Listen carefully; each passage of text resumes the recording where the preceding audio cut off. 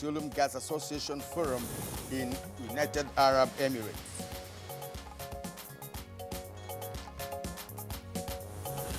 Nigeria expresses strong commitment to global agenda to end COVID-19 pandemic by December 2022.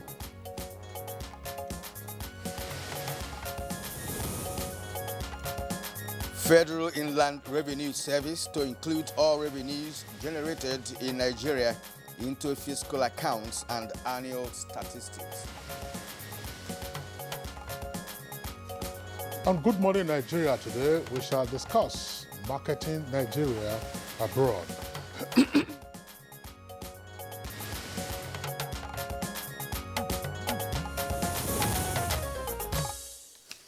In the last few weeks, President Muhammadu Buhari has been leading a powerful Nigerian delegation to some investment fora to market Nigeria's rich potential for possible economic partnership. President Buhari was in France, he was also in South Africa, and the latest stopover being Dubai Expo 2020, which ended just 2 days ago. At the Expo, President Buhari, along with some members of the Federal Executive Council and state governors, participated in Trade and Investment Forum, where they showcased the various endowments yearning to be harnessed in Nigeria. The Nigerian delegation also held high-level talks with some leaders of Dubai and the United Arab Emirates. Of course, Dubai is one of the Emirates in the UAE, where agreements were signed on critical sectors for sustainable growth and development of their peoples and economies. President Buhari also assured prospective investors of full support towards ensuring that their investment ideas become a reality.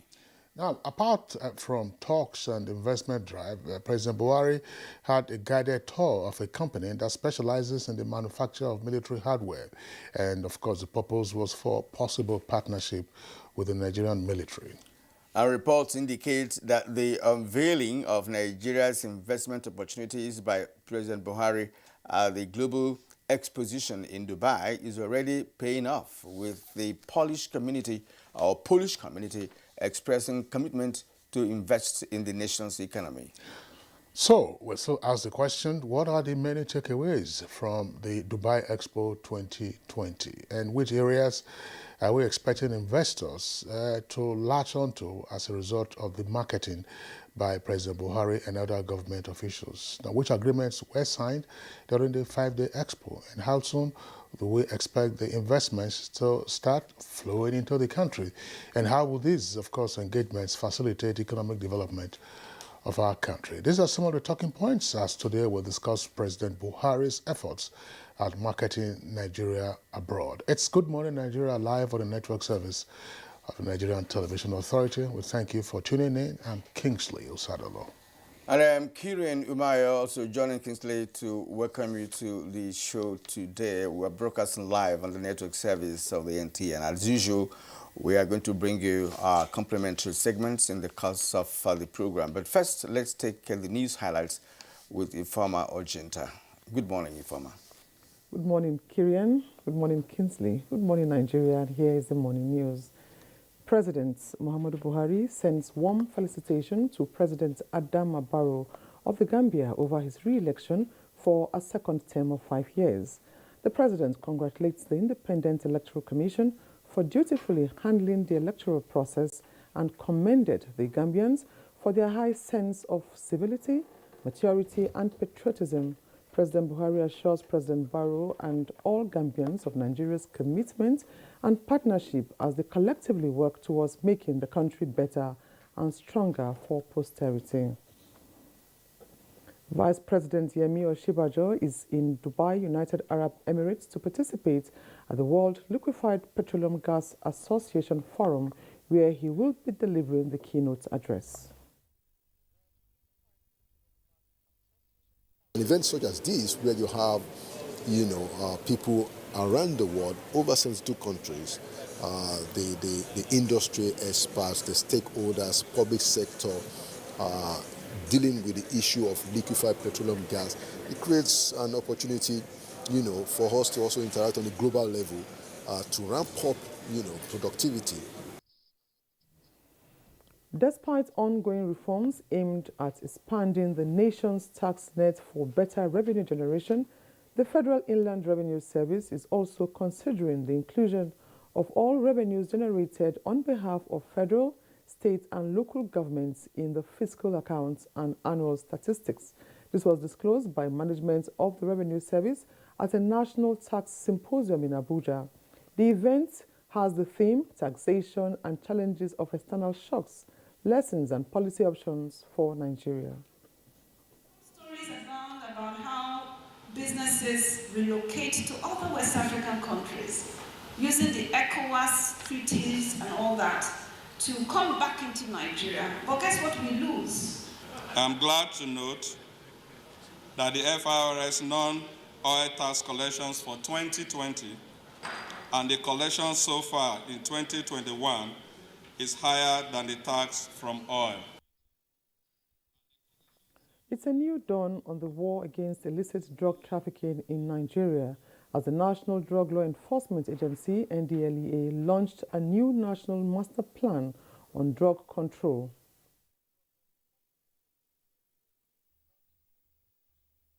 Of the NDCMP, which rests on 4 strategic pillars of supply reduction, drug demand reduction, access to controlled medicines for medical and scientific purposes, governance and coordinations, addresses the drug issues from a human rights and gender perspective. Nigeria has expressed strong commitments to the global agenda to end the COVID-19 pandemic by December 2022. President of the Senate, Ahmad Lawan, at the opening of a national COVID-19 summit to review Nigeria's response to the pandemic, said the legislature will make budgetary provisions to fight the pandemic and implement recommendations from the summit. There is need for openness and frankness. Where we've done well, applaud us. Where we have not been able to meet up to the expectations of our people, remind us. But our work here is not yet done. The United States continues to work with Nigerian stakeholders to prevent, detect, and respond to COVID-19. Whatever is necessary will be provided for Nigeria to continue to fight for the pandemic and beyond it.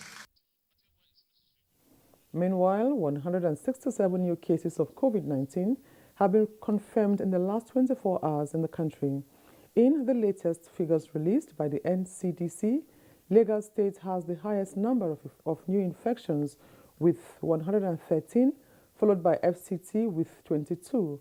Plateau has 16, Kano 4, Abia, Kaduna and Rivers States have 3, Bauchi 2, and Delta has 1 new infection.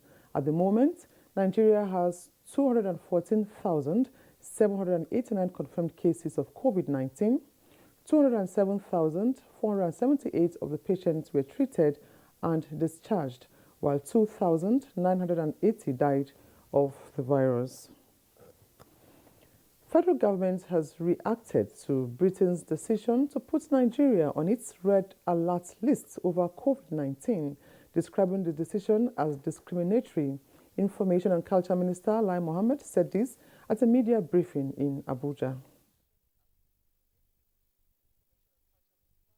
The decision by the British government to put Nigeria on the red list just because of less than 2,000 cases of Omicron, which, by the way, did not originate in Nigeria, is unjust, unfair.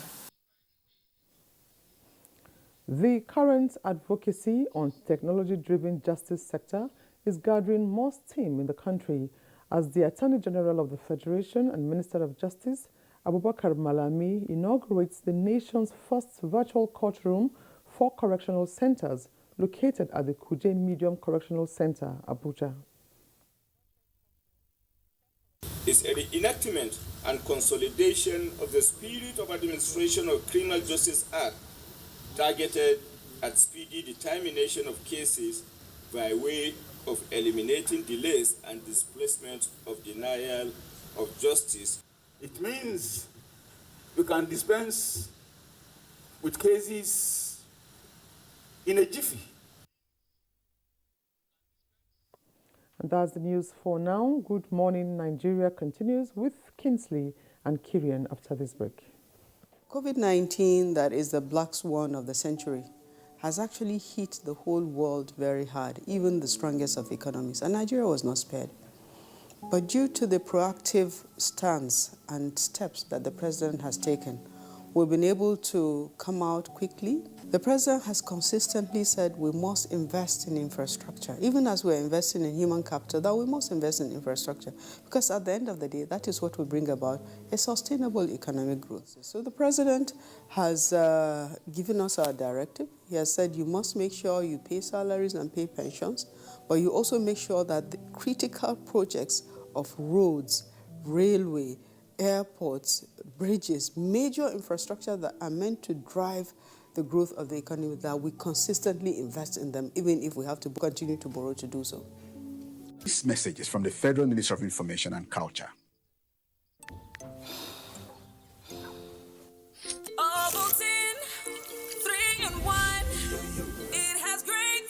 Big day ahead.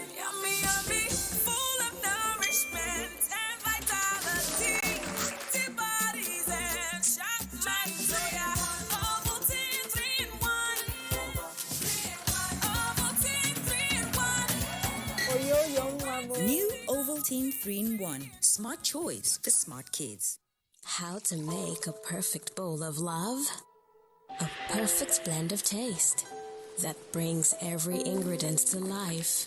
The fusion of different spices. The unique aroma that rejuvenates your senses. The heart-warming deliciousness.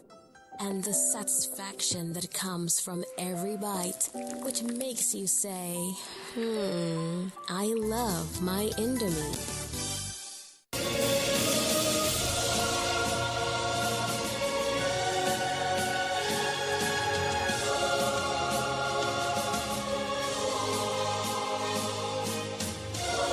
We are all Nigerians. Against all odds, we shall and must remain united. We may have our challenges, our problems, and setbacks. However, together we shall overcome them all. What doesn't break us shall make us stronger. This is the mindset that shall bring peace, progress, and prosperity to our beloved country. Do not let tribal and religious sentiments govern how you think, act, or feel. Don't be influenced by those who want to destroy our precious national unity. Everybody who's a Nigerian is your brother and your sister. This is the mindset of the new Nigeria. It is also the mindset that we must all adopt. Let us support each other in creating the Nigeria of our dreams. This message is from the Nigerian Television Authority, NTA.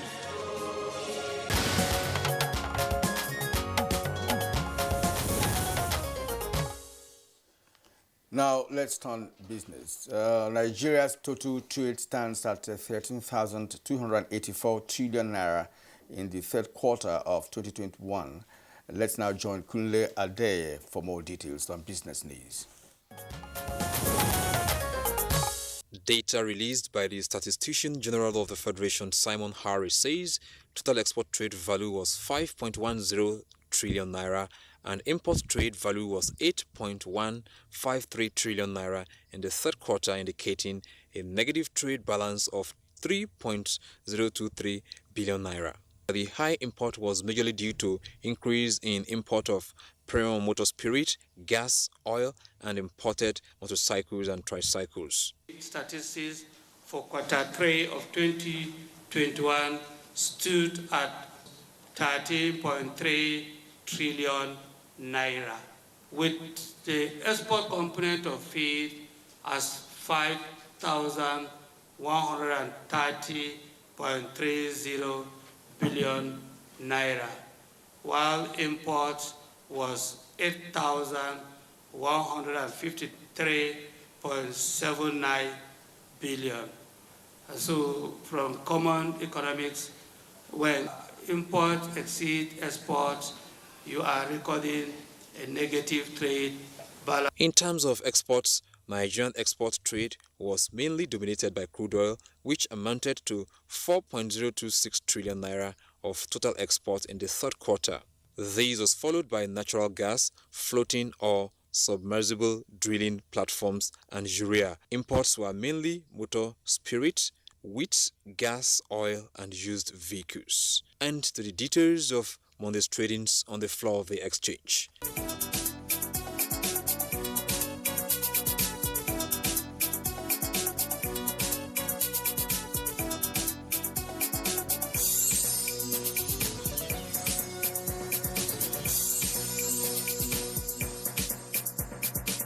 With business news, I'm Kunle Adeyeye. Thank you very much, Kunle Adeyeye, for the business package, and good morning, Nigeria. Up next for us is newspaper review.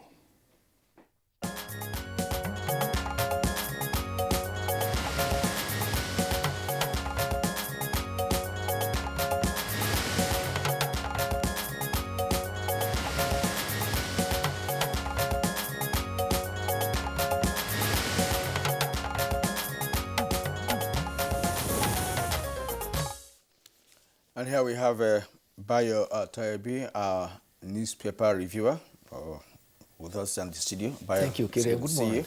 Good morning, Kinsley. Good morning, Nigeria. Bayo, good to see you. Okay, well, we have three papers this morning. Let's begin with the Daily Sun, which we haven't had for quite some time. The Daily Sun newspaper has us on its front page, Omicron, that's the kicker. Federal government rejects UK's travel ban, describes it as discriminatory and unacceptable. So right after that says, no going back, UK. Details, you have that on page 6. Malami launches virtual court sitting at Kuje Correctional Center, says it won't contravene fair hearing. Fuel subsidy, that's the kicker again. Labour begins mobilization for strike. That's fuel subsidy removal. Labour begins mobilization for strike. That's the second list story on the front page there. And then you also have this, Niger, that's the Niger state. Tension in community as bandits insist on 55 million naira ransom for abducted 55 residents. Details on page 4. Senate President slams health ministers and PAM secretaries and others for not attending summit on COVID-19. And vaccines to cover 70% of population available as vaccines for COVID-19, and this is attributed to the SGF. Kirian.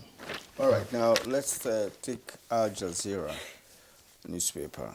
And of course, the lead story, Omicron, that's the kicker, as it was in Daily Sun. Controversy rages over travel ban. Nigeria's addition to red list discriminatory. That's according to the federal government. Of course, it has just one rider. There's CSOs, others, kick. CBN funding to creative industry hits 5 billion naira, according to a Mayfield, the CBN governor. The story is on page 25. Cultism storming schools in Nigeria. That's also on the front page of Al Jazeera. Of course, you can see there it's on page 3. Now, 2023 presidency. Court fixes February 21 on articles eligibility. That's on page 30. There are other stories at the bottom of the Al Jazeera newspaper.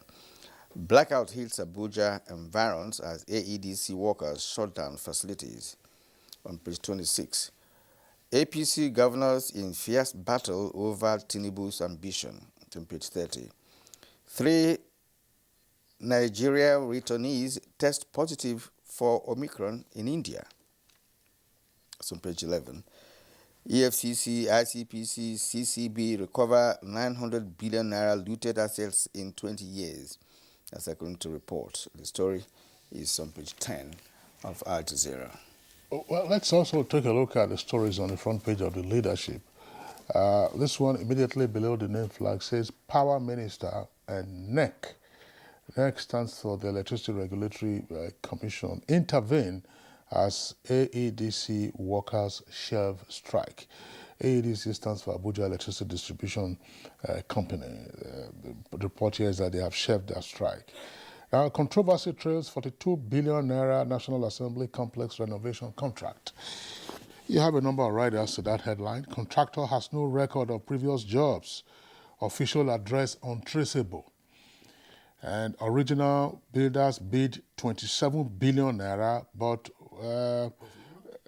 was, well, you say bid, is that a noun or is it a verb? I'm not sure now. All right, so original builders bid 27 billion naira, but were overlooked. Now, reps deny underhand dealing in contract award. Award of contract followed due process. That's according to the Bureau of Public Procurement. No contract has been awarded, says FCDA.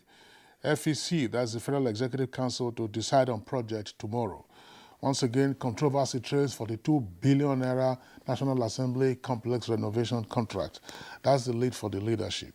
Again, bandits kidnapped 36 in Kaduna community. AMCON to publish debtors list in January.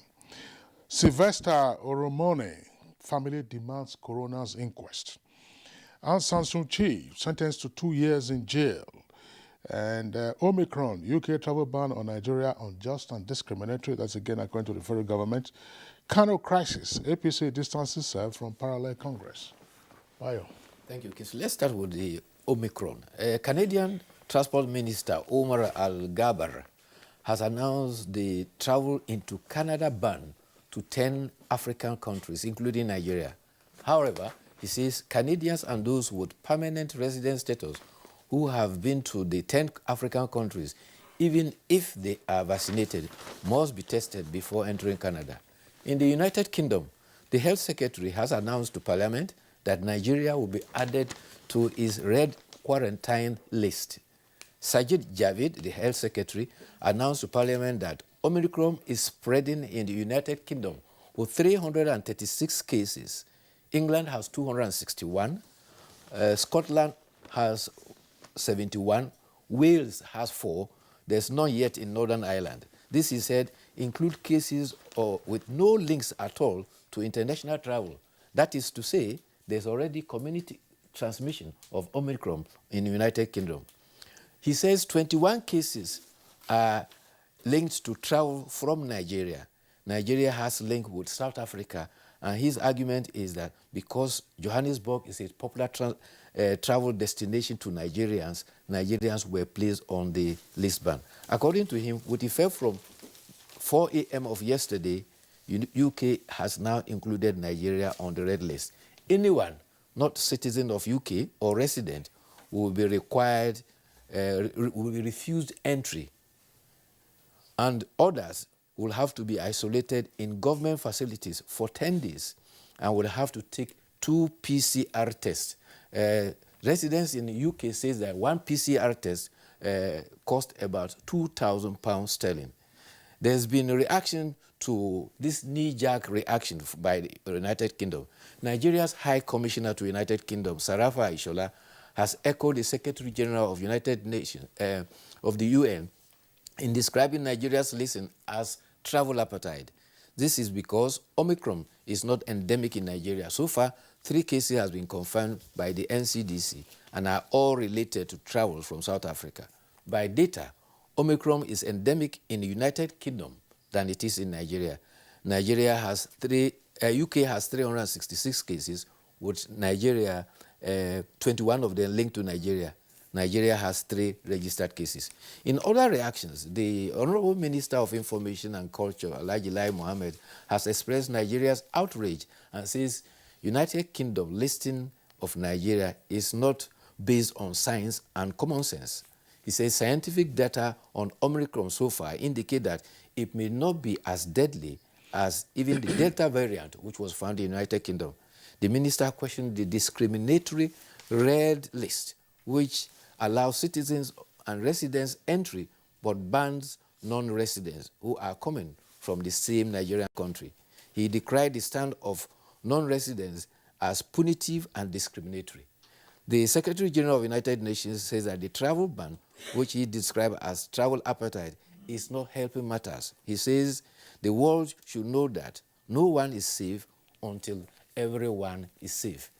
Another voice that has been lended to this... Bayo, just before we get into that so that we don't lose enough time, with regard to the travel bans announced by Canada and the UK, which have now been described as travel apartheid, appropriately so by those who have responded that way. What is the science telling us, and what is further evidence with regard to Omicron? Omicron was said to have been isolated at least a week in the Netherlands before the South African scientists made the announcement. Has the UK government also banned Dutch citizens from entry or exit from the UK? It's a simple question. The Netherlands is in Europe. In fact, has Canada also taken the same step against Dutch citizens from entering Canada or departing Canada? And more significantly, the issue relating to citizenship. Does a disease discriminate against citizens? A disease will say, hey, look, you are a Nigerian, so I will infect you. Oh, you are British, I will not infect you. That is where I actually fault their decision, you know, because if you say if you're a resident, you can come in, right? Assuming you're a resident and you have Omicron, what happens? What is the difference? But I think their worry really is that you know, they can contain those who are resident. Because when you visit people who go in and out, travel in and out of cities in London, but that's not an excuse really to do a travel ban on Nigeria. Yes. I think it's a panic reaction, and it's very unnecessary. And in fact, the president of African Development Bank, Akinwumi Adesina, has also lended his voice, and he asks, now that Omicron has been found in many non-African countries and developed countries, why are travelers from those countries not banned? That's why I gave the example of that. The Omicron virus, or variant of the coronavirus, was isolated in the Netherlands, that's Holland, at least a week before the announcement was made by South African scientists. Have they been banned from entering the UK or from entering Canada? And then what is the science also saying? Yes, I mean, the DG of NCDC has already explained that it is useful for countries to increase their surveillance. And then, of course, do a lot of contact tracing and containment. That way, there will be less community transmission of the disease. But the world is still grappling to understand what this whole variant is all about, its characteristics and its behavior. The fact that there are no fatalities yet is no reason why the world should be complacent. But there seems to be the suggestion that it may be less deadly than Delta. But I think Nigeria should also take some steps. Scientists were the first to detect the genome of this new variant that they said had 32 spikes on its horn. But so far, they also have reported that with persons that have been infected with Omicron in South Africa, they have now found from treatments that it is not as virulent as the Delta variant. As the Delta variant. I think Nigeria should also take a step, further in this connection, so that we can also start banning other countries from coming into Nigeria. Because yes, as you rightly pointed out, Omicron may not be as dangerous as Delta, but somehow I'm not sure that our own scientists have found a way out of it. Eventually, if you don't have a way out of it in terms of, the treatment procedure of that particular variant, then it could cause havoc, Nigerians are worried. The High Commissioner was indicating that Nigerians resident in the United Kingdom are about 114,000. This is a Yuletide period. Many Nigerians are desirous of wanting to travel. So that is actually causing a lot of role. But the Health Secretary had indicated to the Parliament, and the Prime Minister also confirmed that the situation will be reviewed in another 2 weeks. See, 2 weeks is too close because one, most Nigerians living abroad, especially UK and US, have already bought their tickets for this Yuletide travels since even January. Some have bought their tickets, so they're going to make their way in here. The most important thing here for us to begin to think about in this direction is to see how we can also, when people come in, you put them somewhere for 10 days, before they can now, mix with the society. Because if this is not done, honestly speaking, after this Yuletide, we're going to have a spike in this Omicron or even the Delta, because people are really coming home this time around from different parts of the world, especially the UK and the United States. And the WHO and other funders should be interested in financing research into why Africa has so far defied the doomsday prediction with regard to the fatalities arising from coronavirus. They should try to undertake a study or various studies as to what is happening in Africa. And it could be a lesson, it could be a recipe, it could be a remedy for the rest of the world. Well, it's a matter Because of cold, common cold, let's face it. I mean, we have our cycles of common cold during the rainy season, for instance, wet season, and also during the harmattan, where you have a lot of dust and so on and so forth. And in their own case, they are already in winter, and this is the time when infection rates are pretty high, you know, Yes. for respiratory tract infections. Well, Africa is blessed. Let's look at it that way. You know, the West cannot take it all. You know, there is still God after all said and done, and that this issue of genealogy. You know, Africans have their own gene, and of course, God being on our side, the doom. Well, you know what? For Nigeria, they had predicted that by the time COVID-19 was here, up to March or April, the infection rate will have exceeded 200,000. Up to date, our infection rate is 214,789. Recall that, you know. And also, our tropical position, sub-Saharan, is also helping. It's not as cold as what you have in the northern hemisphere. And South Africa, don't forget, they also have their own southern hemisphere winter. That is why sometimes we find that the tendency is that it's more severe there than it is up here. But be that as it is may, it is not gainsaying the fact that you use coronavirus to discriminate. What is apartheid? Separate development. That was the obnoxious policy of South Africa. What they are doing now is separate treatment for persons who are suspected to be coming from Omicron countries, and that is not fair. Yesterday, if you recall, we took on Sylvester Oromoni's case. That's the student, 12-year-old student who died at Darwin College in Lekki Phase 1. The family is demanding a coroner's inquest. Coroner's inquest is usually conducted when there is a report of an unnatural death and foul play is suspected. We do hope that this will be taken up seriously and that all those who have an interest, and society in general should have an interest in this case, to find out who was responsible for the death of that young lad. He wasn't even a teenager yet. I mean, he was to be 12 years. 12, yes. So it was 12 years on Saturday. On Saturday, that's posthumously now. So they should be interested in what happened, the instances of bullying, and then the attempts by the school authorities allegedly to cover up the cause of the injuries that he sustained. They claimed he went to play football, whereas others are saying that he was beaten up by some senior students who tried to initiate him into a cult. So let's find out precisely what happened and let there be justice. Already, the Commissioner of Police has indicated that 2 of the students whose names have been mentioned have already been investigated. There was and one, not only that, the First Lady of Lagos State, Dr. Ibijoke Sanwo-Olu, yesterday described the whole episode, the death of the student, as a slap in the face of the educational system, the community, and Lagos State.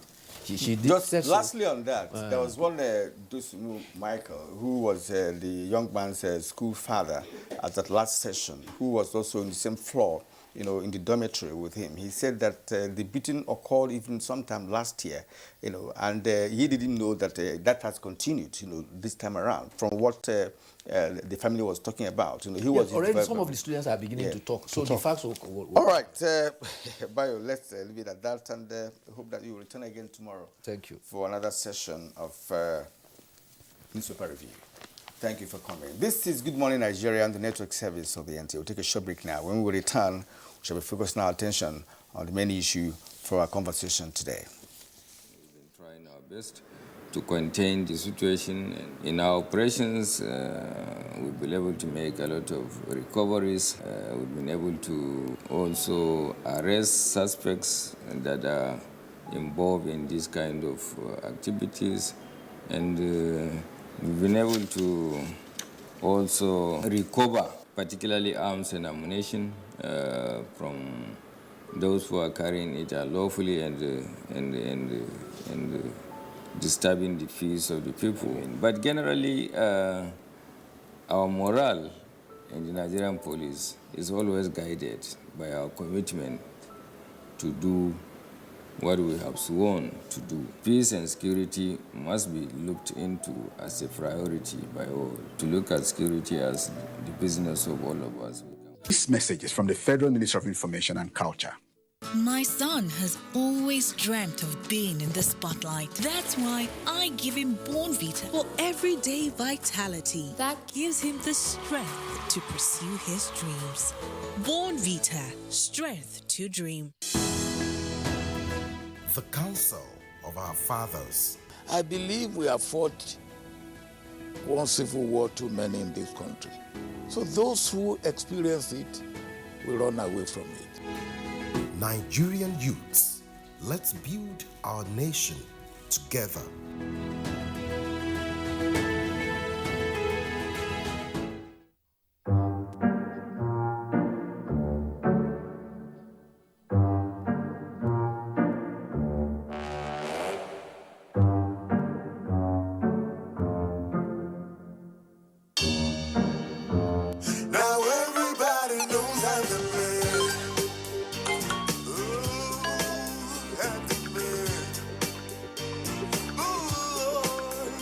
Enjoy the reward that sharing brings with the Airtel Family Plan. Get bonus talk time, SMS and data for each family member you share with. Dial *141# now.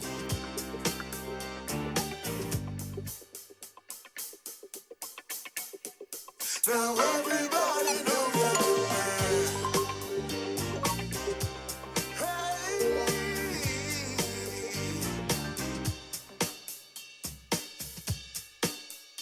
Airtel, the smartphone network.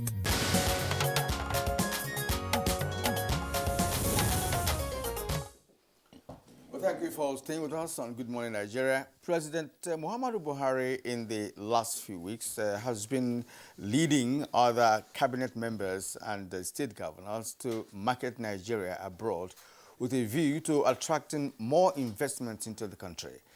Ekene Ndulue in this background report captures the latest of such efforts during the Dubai Expo 2021.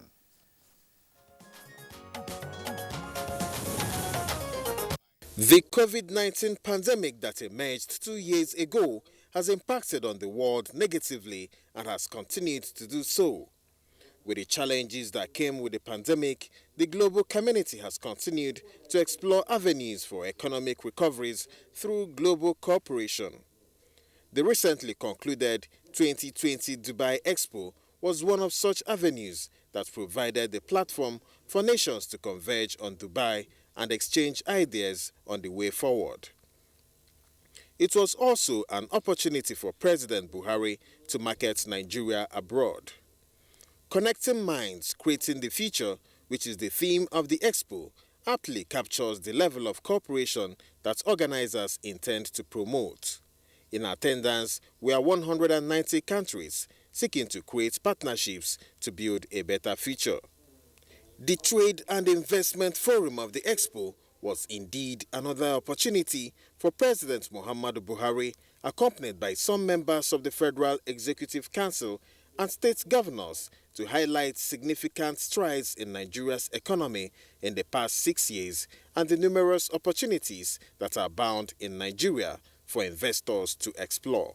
Addressing the global community, President Buhari enumerated defense and security, healthcare services, agriculture, artificial intelligence, infrastructure concession, as well as youth and women empowerment as areas of priority.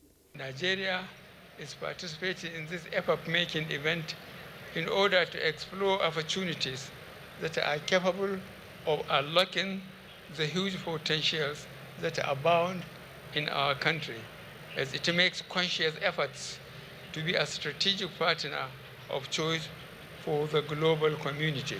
It is my pleasure, therefore, to invite all participating countries, organizations, and other private sector operators to take full advantage of opportunities being provided by Expo 2020 by linking up with the Nigerian team to collaborate with us in diverse areas of interest for our mutual benefits. So far, the Expo seems to be paying off with the signing of a memorandum of understanding between the Polish Chamber of Commerce and the Nigerian Arabian Gulf Chamber of Commerce at the end of the Trade and Investment Forum. Also, engagements between Nigeria's president and top officials of the United Arab Emirates have elicited strong commitments between both countries to enhance cooperation in critical sectors of their economies. What are the takeaways from the 2020 Dubai Expo? What are the expected impacts on Nigeria's economy? Guests on Good Morning Nigeria will be providing all the answers.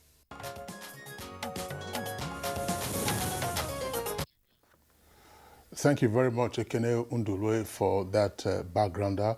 Of course, just to indicate that we're having a conversation beyond the Dubai Expo 2020 to include other aspects related to the latest efforts by President Muhammadu Buhari, leading cabinet members and some state governors in marketing Nigeria abroad. So we have guests with us in the studios as well as another guest joining us remotely via Zoom. Here in the Abuja studios, let's welcome Otumba Ni Adebayo. He is the Honorable Minister of Industry, Trade and Investment. Honorable Minister, pleasure to have you on Good Morning Nigeria. Thank you very much. I'm happy to be here with you. All right. Also here with us in the studios is the Special Advisor to the President on Media and Publicity, Femi Additional. Femi, delighted to have you on Good Morning Nigeria. Thank you. Good morning. All right. Kieran? Yes, and let me introduce Mahmoud Ahmadu. Mahmoud Ahmadu is Chairman of Nigeria Arabian Gulf Chamber of Commerce. Mr. Ahmadu is joining us via Zoom from Dubai. You're welcome to the program.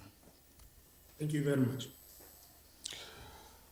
All right, gentlemen, once again, our pleasure to have you with us on the program. And as we did say, in recent weeks, the President has been, as it were, in overdrive as the Chief Marketing Officer of the Federal Republic of Nigeria. I mean, he was in Paris, France, for the Peace Forum, and at that forum, we also had the Nigeria International Partnership Forum, and then, of course, he was also in Dubai. Sorry, he was also in Durban. In Durban for the second Intra-African Trade Fair.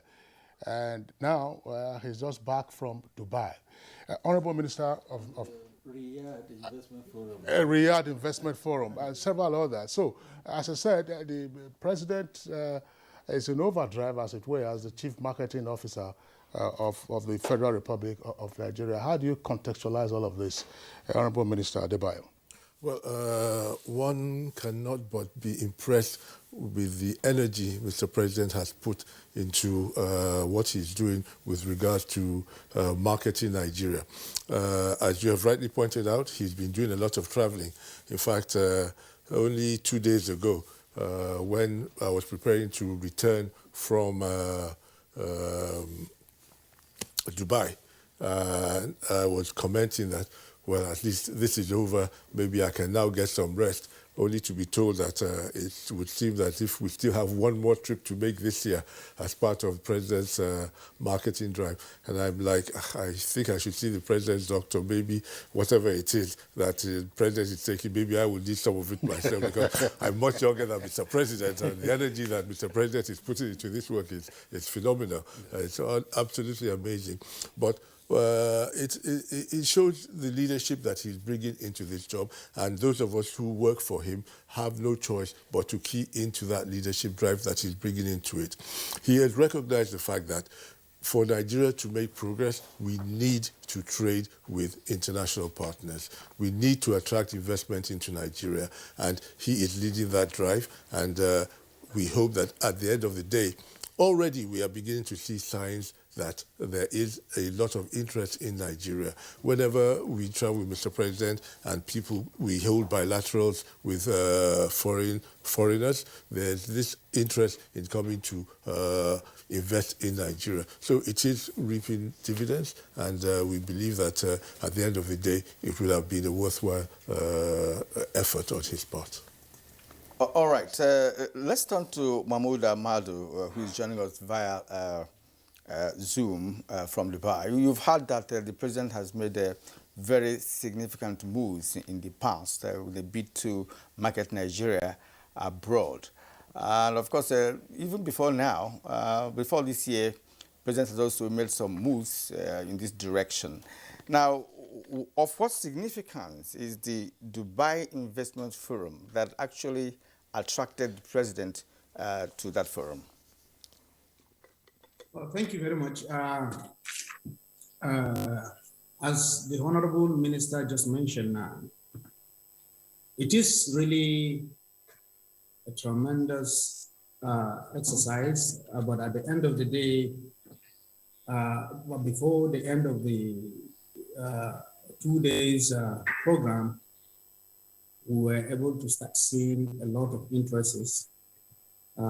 Even before now, the Nigerian Arabian Gulf Chamber of Commerce, we have put in a large number of investors that are willing to get into Nigeria.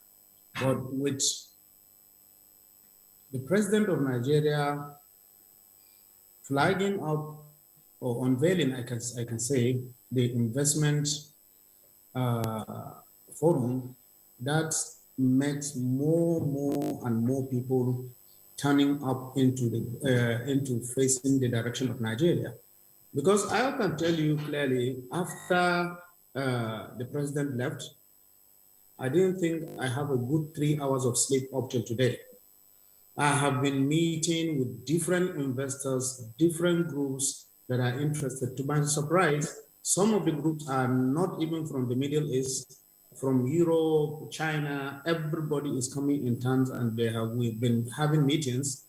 I could remember the 2 days that the Minister of Power stayed behind.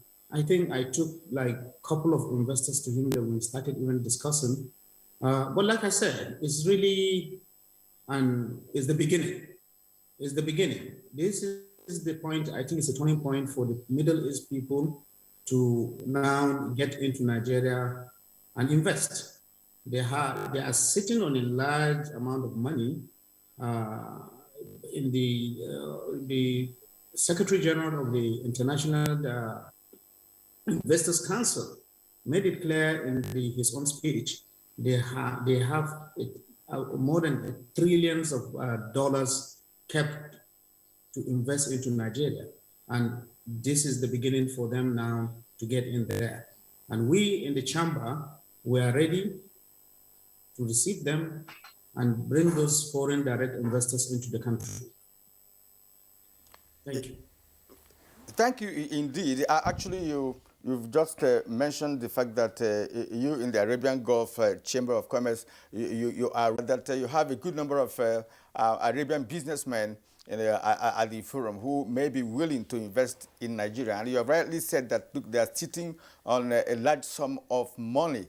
To what extent, has the president's participation at the Dubai Forum attracted, these wealthy Arabians who may be willing to participate in investment in Nigeria?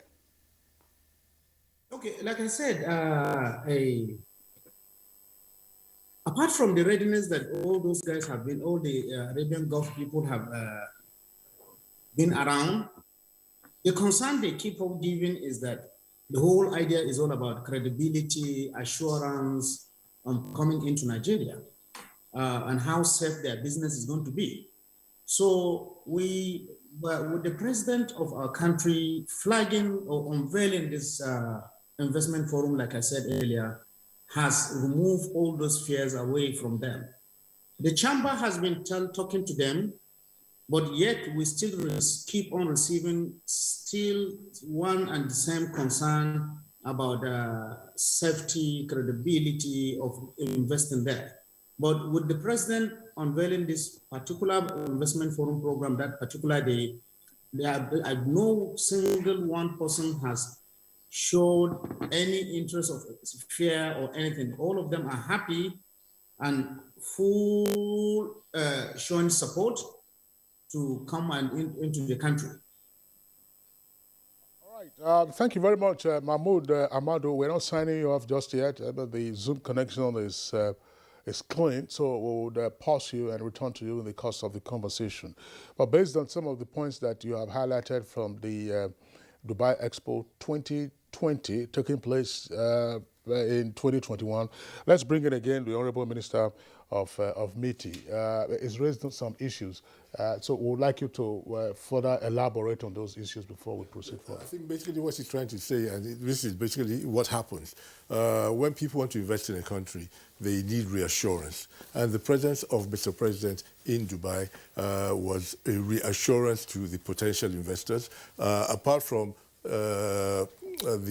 him declaring open the forum itself. He held various bilateral meetings with individual businesses and businessmen, various sheikhs, and in those meetings, they expressed their interest in investing in Nigeria, and they wanted to know what the situation was in Nigeria, security situation, the economic situation, and Mr. President was able to respond to them and give them the assurance that whatever investments they make in Nigeria will be absolutely safe, and Nigeria is prepared to assist with making sure that whatever investments they make will also yield dividends for them as well. We are not asking people to just come and invest in Nigeria as a charity.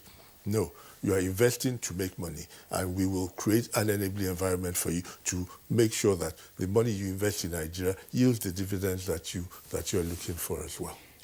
Okay, I know there will be many more questions. I mean, my colleague Kirian is itching. Not for him, actually. Yeah, I wanted to bring in Femi additional. That's right.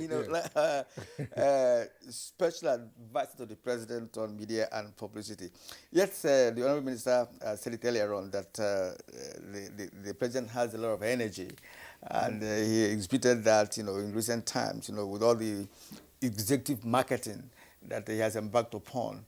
In order to market Nigeria abroad. Then now, in terms of information management, all issues arising from Nigeria, security and other issues concerning ease of doing business and what have you, how has these travels embarked upon by the president been deployed to give out correct information concerning what's happening in Nigeria to those that were willing to come and be part of our business circle? Thank you very much. I think that is at the very foundation of all those travels and investment engagements, to tell the Nigerian story. We find out that in recent times, the Nigerian story has not been correctly told, because you find a lot of revisionists who want to let you know that all that is happening in Nigeria is negative. You find a lot of political opponents who are looking at the next election. They are not looking at the well-being of the country. What they are interested in is getting power. And the more you try to damage and denigrate the government in power, the better it is for you. So, when Mr. President travels, it's an opportunity for him to tell the Nigerian story. You will find that in all these investment trips, there is no place he has not talked about the infrastructure renaissance in Nigeria. I remember that in September at the UN, he met with the Queen of the Netherlands, who said there was a lot they could do with Nigeria in the area of agric, but the problem was getting into the hinterlands because of poor infrastructure. Mr. President asked her, when last did you come to Nigeria? She said 2016. And President told her, please come again, and you will see the difference in terms of rail, in terms of roads, in terms of airports. So we are not there yet, but we have made a lot of progress. So that was a vital opportunity to correct the narrative that some people are trying to paint negatively. Everywhere Mr. President has gone, he has spoken about infrastructure, he has spoken about the right policies that will aid investment, he has spoken about the ease of doing business, he has spoken about the human potentials in Nigeria, about the market of 200 million people. So, all these investment trips are opportunities to tell the Nigerian story properly, as opposed to the jaundiced narrative that some people have been pushing out. Well, you know, the flip side of what you have said, Mr. Femi Additional, is to also say that in the absence of the president leading the high-powered marketing teams to the various fora and expos, we don't appear to be doing enough in communicating. But you see, it's a battle between, so to speak, light and darkness now. It's a tough battle. It's a battle to situate what is happening in Nigeria and between what is happening and those who are determined to denigrate and pull down. But every opportunity is used. That's probably a political angle to it. Yeah. But it's also a business angle. And I would like the Honorable Minister to also come in here. There are many channels of marketing and communication where you say you are communicating the narrative. I'm just wondering, for instance, from your vantage position at MITI, we have a number of bilateral chambers of commerce, Nigerian American, Nigerian British, and the gentleman who's with us from Dubai via Zoom is Nigerian Arabian Gulf. How much of the information is going out there from these various chambers to say, look, this is a Nigerian narrative? I mean, you have a number of master plans on your desk, you have a number of investment flyers and so on and so forth. So how much of that do we push out on a consistent, regular basis? Well, in fact, I'm happy I'm having this opportunity to actually bring this out. The question you asked is very, very fundamental. And I'll let you know, in my ministry, we relate to all these various chambers of commerce. We hold regular meetings with them. And apart from that, there is no week that an ambassador of one country or the other does not come to my office. And we use it as an opportunity to discuss with them the problems because they are marketers for their countries. They come to us to discuss the problems that their companies that have invested in Nigeria have, and we sit down with them and we try to work out solutions to these problems. We let them know where the problems are. We let them know what we're doing to solve these problems. We look for solutions to the new ones that are brought to our attention. Like I always say to them, as the Minister for Industry, Trade and Investment, I act as an ambassador for foreign investors in Nigeria. I act as an ambassador for investors, not only foreign investors, all investors, because any investor, anybody that has invested money in this country that is having a problem can bring his problem to me, and I go out of my way, my ministry goes out of its way to try to find solutions to these problems. So we do meet up regularly. For instance, we have various forums that we also used to meet. We hold we have the Economic Development Forum with the UK. We meet twice a year. I meet quarterly with the European Union groups. We meet regularly with the American companies. So we have all these various meetings. We meet with the ambassadors. We meet with the companies themselves. The companies have formed themselves into groups. So we meet with them. They bring out their problems. They say, oh, we have problems with central bank. We talk to the central bank and try to resolve these problems. We have problems with customs. We talk to customs to resolve these problems. We have problems with the ports. We facilitate meetings, with all these groups so that there's a whole of government approach to the problems that are brought to our attention. Right. It's right, to appreciate the fact that, you hold regular meetings, with ambassadors of different countries. We also need to understand that these embassies have attaches, even communication attaches, media attaches, and what have you. And they also carry out their own investigation. All right. You'll be surprised to know that even in visa processing procedure, you discover that an embassy official can even go to your hinterland, to find out whether you're really from that particular part of the country. So it goes beyond having these meetings, because from what Femi told us with regards to the meeting of the Netherlands Queen with the president, where she was complaining about the hinterland, because if you're going to engage in agriculture, you have to get to the hinterland. That is where you have the land to really carry out any agricultural activity. Now, let me return to Mahmoud Ahmadu. In this connection, I hope you're hearing us.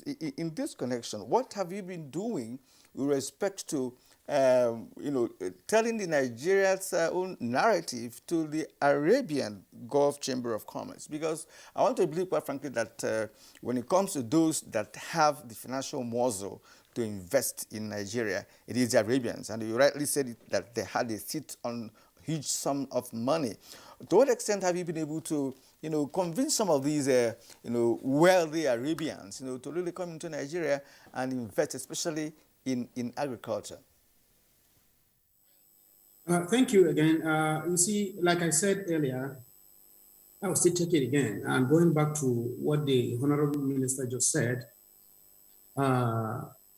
in regard to the question that he was asked, he has really, really supported us here with every information that is being needed in trying to market Nigeria out here.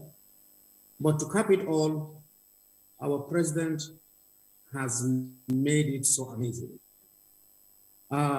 With that, I think we have just a little bit to push, and then you will start seeing a lot of investors coming into the country.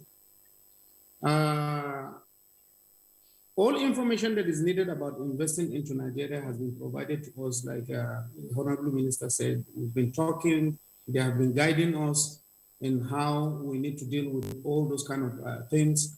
And I can say it is really a very good thing.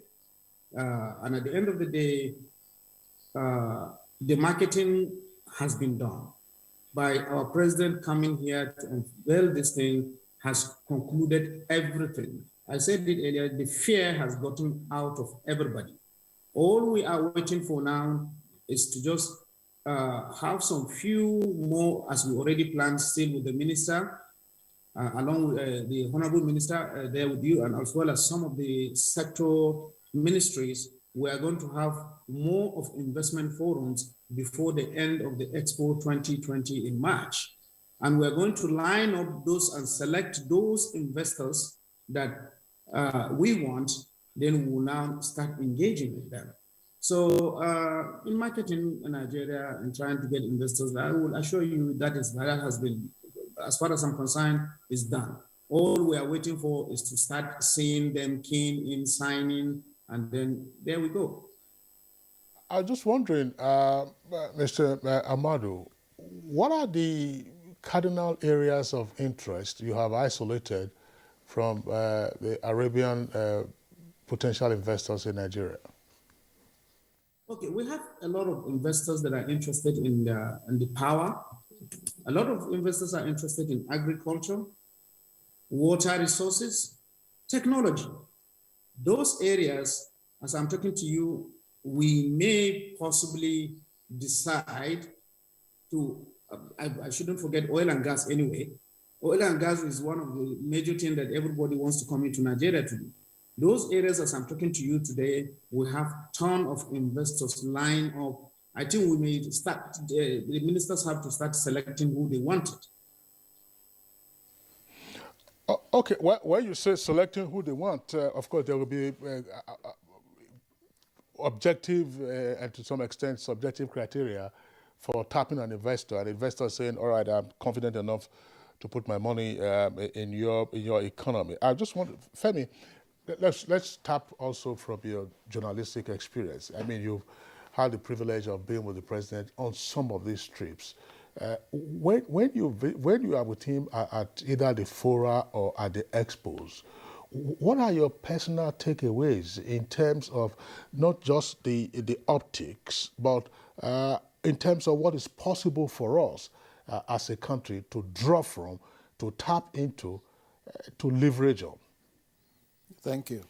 As the Honorable Minister said, apart from Mr. President speaking at the general meeting, he then holds private bilateral meetings. In Dubai, I know that about 4 different groups came, bioenergy, health, and in different areas of interest.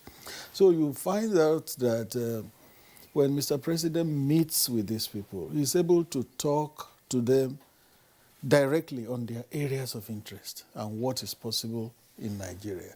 And One thing he has said a number of times is the bureaucrats that are there, he tells them to ensure that they follow up on those meetings. So those are some of the advantages that come to our country from those engagements. Directive to the bureaucrats to ensure that they follow up on the meetings and the agreements reached at that meeting. I've found him recalling there was a group that he met in one country, and it was about a year or two, and then when they met again, he then was asking what has been done from the last meeting, from the bureaucrats that were there. So those are some of the things that come directly to Nigeria from those meetings. No, I must, my question, thanks for your response. My question is just to say, looking at the ambience, I mean, the Expo, the forum, I mean, the basic example to give would be, look, is it possible for us to adapt the Dubai or the UAE talisman in turning around things in our country? Okay. Yeah, there's a lot that goes with that. For instance, we had the opportunity of seeing how Dubai was 50 years ago. Dubai turned, I think the UAE now, not just Dubai, turned 50 years on December 2nd, which was the day we arrived there. And you could situate the current condition compared to how the place was 50 years ago. But it was not the work of one man. It was not just the president. It was not just the prime minister or the crown prince. It was a collective. You found a country that was willing to change and move forward. And that is what we need to imbibe as Nigerians. You find that government after government, when some forces pull in this direction in Nigeria, some other forces are pulling back. And until we get to the realization that we have to go in the same direction for the sake of our country, it's going to be difficult to arrive at where UAE arrived in 50 years. When you step into Dubai, it's as if you're in a new world, entirely a new world. And like you said, it takes the political will and the determination of a people to go into that direction. Honorable Minister, Nigeria, even before the present administration, has been attending such investment fora. Even I recall that even this administration, if I'm right, and was at Silicon Valley and what have you. And they're looking around Nigeria. Would you say that it's worthwhile that the country should continue to spend resources attending fora across the globe?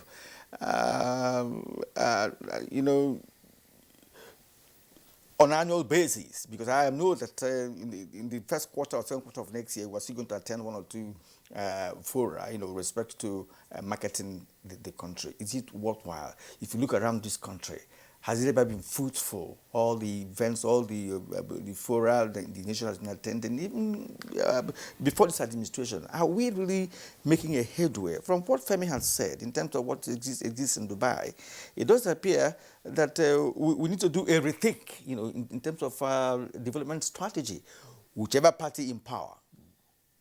Well, thank you. Well, you say, is it worthwhile attending these forums? I believe it is. But like Mr. Adesina has pointed out, the question that arises is that, is there the follow-up? With this administration, you can see that there is a follow-up because we are beginning to reap the benefits of attendance at these forums, right? For instance, I have attended various forums, and I know the results that have come out of those, from attendance at those things. For instance, we're talking about Dubai 2020 now, right? It's an expo, right? And I try to explain to people, because many people get the concept wrong. They think it's like a trade fair. It's not a trade fair. What it is that it's a forum that gives you an opportunity to relate to other countries of the world, right? We have a pavilion in the Expo City. 190 countries have pavilions there. So there's a lot of interaction. There's a lot of going around. Our ambassador is the Commissioner General. My Director of Trade is the Deputy Commissioner General of our own pavilion, right? So part of their job is to go to the different pavilions, relate to the different people there. People come to our pavilions. They ask questions because all the information about Nigeria is in our pavilion. right? They will ask questions, they will show areas of interest, and then the people there will now link them to people in Nigeria. And part of what the Expo gives you the opportunity to do is that, like the chairman of the NAGCC was just saying, is that every month, because the Expo is for 6 months, it started in October, it will end of March, right? Every month there are activities going on. The investment forum that they anchored on the 4th of December was one of the activities that was lined up. There have been different activities that have been organized, and there are more that will be organized. Different things. When the ruler of Dubai was hosted by Mr. President in the Nigerian pavilion, and we were taking him around, he asked a question. He said, where is this we hear about Nigerian movies? So we said, don't worry, we'll take you to the sector where we have Nigerian movies. So by the time we got there, we showed him what about our movie industry in Nigeria. We said, look, this is, for now, it's a 500 billion naira industry in Nigeria. It's an area where people can come and invest, and he showed interest. You know, so these are the kind of things that these things bring. But the question is, you said previous administrations have been doing this. The question you should ask the previous administration, did they do the follow-up? We are doing the follow-up because we are, and we're beginning to see the benefits that are coming out of it. We went to IATF in Durban, like you rightly pointed out. We had about 100 Nigerian MSMEs participating. That was the trade fair, right? So they went there with Nigerian goods, packaged and everything. You should see the quality of packaging that Nigerian MSMEs have now. The number of orders that came up at that trade fair was very, very impressive, because people were ordering Nigerian goods, even beans, black-eyed beans that we have in Nigeria, because of the packaging, the way it was packaged, everything, people were getting orders. You know, so hibiscus, sesame seeds, cowpea, all these things that we have. Because what we're saying to our MSMEs now is that do not export raw material. Let us process, let us add value, so that way we can get employment for our youth who are unemployed. By adding value, we're creating jobs. So, and then you are getting more for your goods than you'd get if you just export the raw material. Now, rather than just export cocoa beans, we have people who are actually manufacturing chocolate in Nigeria. You know, so there's a lot of that kind of thing going on. And when you attend these fairs, when you attend these expos, it gives you an opportunity to market to the world. It's an opportunity. Dubai, yes, in 50 years, they have become what they have become. But it's a work of marketing and branding. Their hosting of this expo is part of their marketing of their country. Because now they have 190 countries in their country. So it gives them an opportunity to market their country the more. It gives them the opportunity to show the tourism potentials of their country. It gives them an opportunity to show the culture of their country. And that is what we are doing. That is what we have done by participating in this expo. We have shown the culture of our people. On Nigerian Day, we had the Nigerian Cultural Troupe performing. Oh, it was very well received. Everybody was excited. Before the president arrived on the Nigerian National Day, we had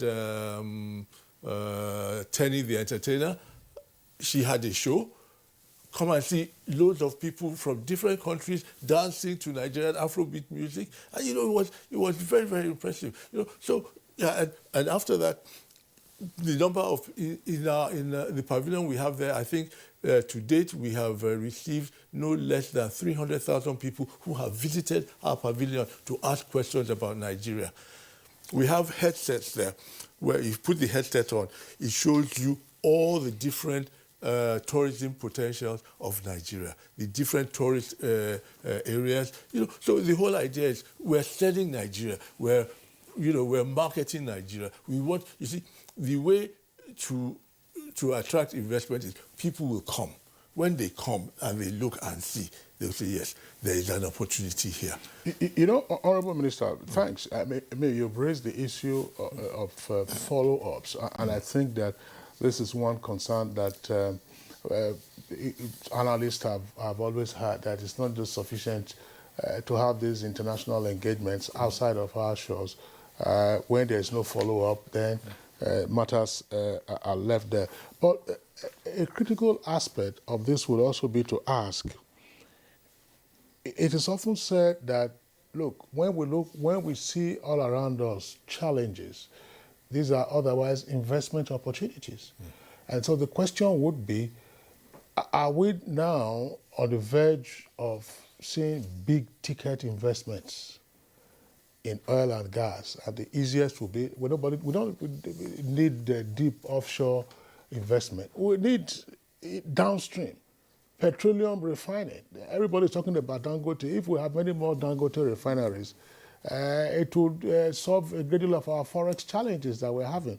We talk about infrastructure. The federal government is setting up Infraco. It's also talking about tax credit. But we know that our roads could be a lot better. Federal highways could be a lot better. We could have many more rail connections around the country. We talk about healthcare. Our healthcare system remains fragile to a considerable extent. So these big ticket deals, are we on the verge of getting them, or are there still concerns? And what are the reassurances to potential investors? Well, I can tell you that we are on the verge of getting them. And why do I say this with confidence? Because I was present at bilateral meetings that Mr. President held. Right? We held a meeting with a health group from the UAE who are interested in coming to invest in Nigeria, right? And not only invest in Nigeria, they're interested in setting up a manufacturing facility for COVID vaccines. That talk is on. I was directed to the Minister of Health.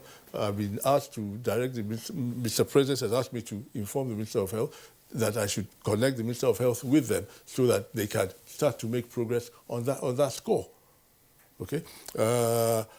Today, coincidentally, when I leave here, we will be going to Abuja here, where the Afro-Exim Bank, Mr. President is coming to do the turning of to the flag of a multi-million-dollar private hospital that is being constructed by Afro-Exim Bank here in Nigeria. You know, so these are all fallout of going out there to attract investment. Recently, I was in Ghana for a meeting on the African Continental Free Trade Area. The same Afro-Exim Bank came to have a talk with us, and they have committed $1 billion for the auto industry in Africa.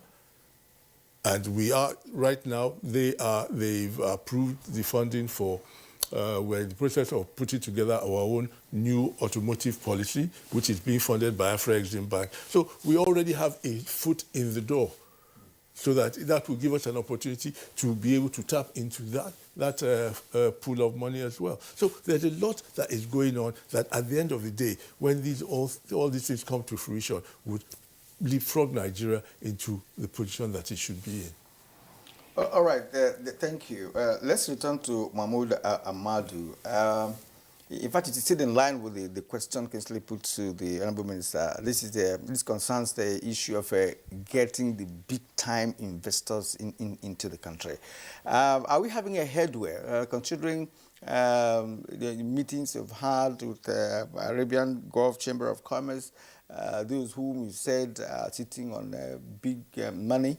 Are we hoping to have any form of a big-time investment, especially in very critical areas such as health, agriculture, power, and water resources? Are you having any form of positive reaction to those who may wish to invest in all these sectors? Yeah, thank you again.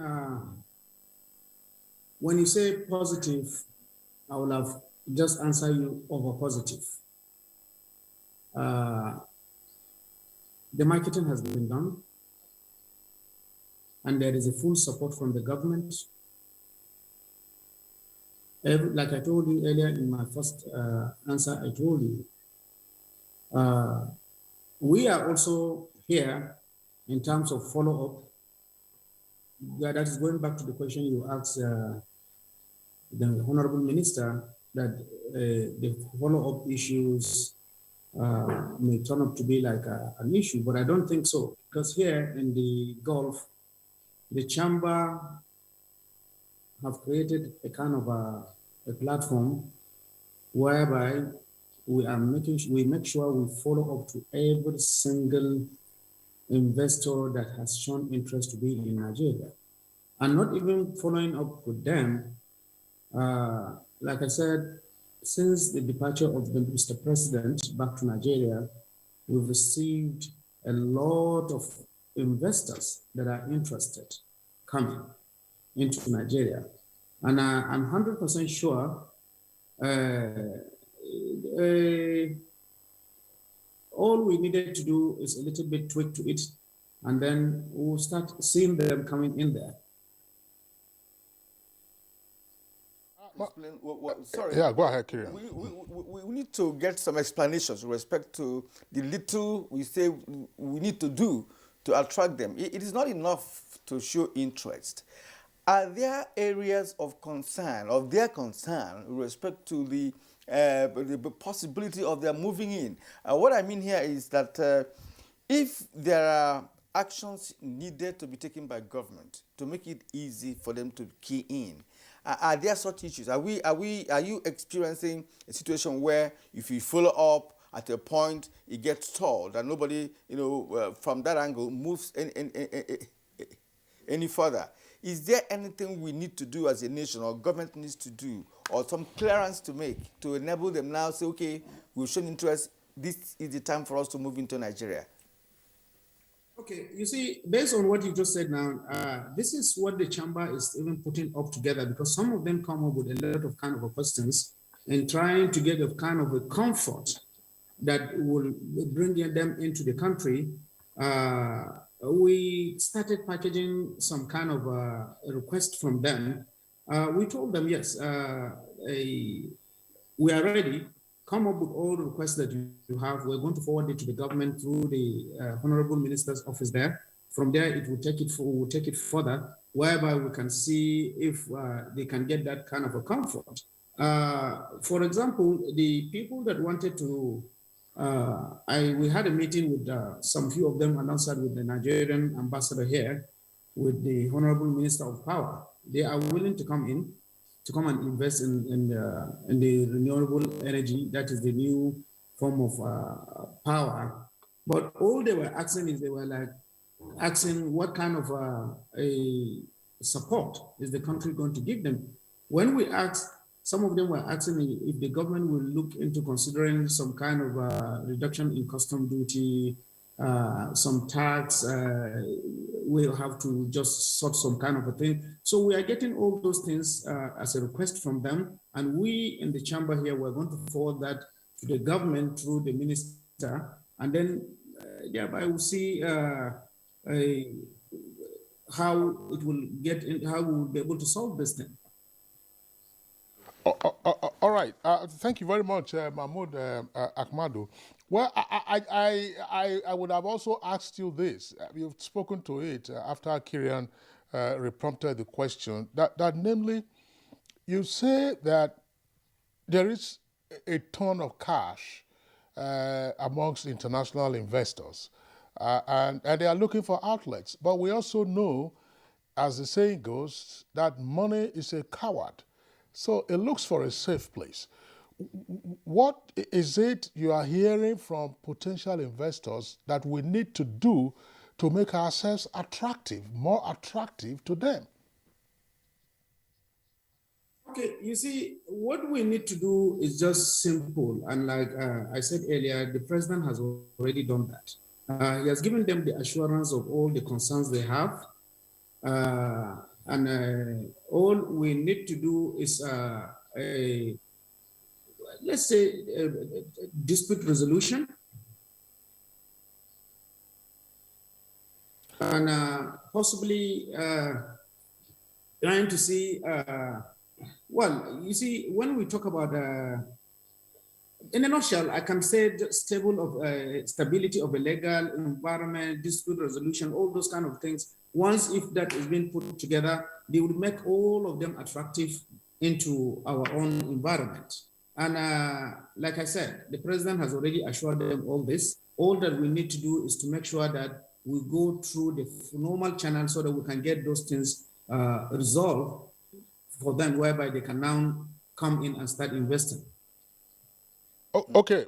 Well, thank you, Mahmoud Amadou, for your response. I'm sure that there will be the opportunity of further interrogating some of these aspects. I want to come back to the Honourable Minister of Industry, Trade and Investment. That's MITI for short. Honourable Minister, give us a sense of what we are seeing in terms of this marketing outreach by the President, Cabinet members, and some state governors. Incidentally, you were governor of Ekiti State, and the federal government says, look, it does things on behalf of everybody. But this investors' interest, is it to be in relationship with the federal government or to be in relationship with subnational entities? Because some persons would argue that there are tons of opportunities in the subnational environment. Yes, thank you very much. You see, when we market as a government, we market on behalf of the whole country. And we take into consideration also the state governments. Because at the end of the day, for instance, if somebody is going to invest in agriculture, it's land. So the state governments must be involved. All the federal government is doing in a situation like this is being a facilitator. Okay? What we have done, especially on this Dubai Expo, with regards to the investment forum that was just held, we signed a memorandum of understanding with the NAGCC, the Nigerian Arabian Gulf Chamber of Commerce, and for them to work with the NIPC, the Nigerian Investment Promotion Commission, right, to put together that investment forum, so that whenever, during that forum, anybody that showed interest and showed that made expressions of interest, the officials of the Nigerian Investment Promotion Commission were on hand to be able to answer questions that were raised and answer whatever inquiries that were brought up. We had some state governors there so that they would realize that in everything we were doing, the state governors were being carried along. I know for a fact because I was sitting next to the governor of Zamfara, and he had a presentation on his state. You know, the gold and everything that is on in Zamfara, obviously with a view to letting investors know that, look, let us do it in a proper manner. Let us,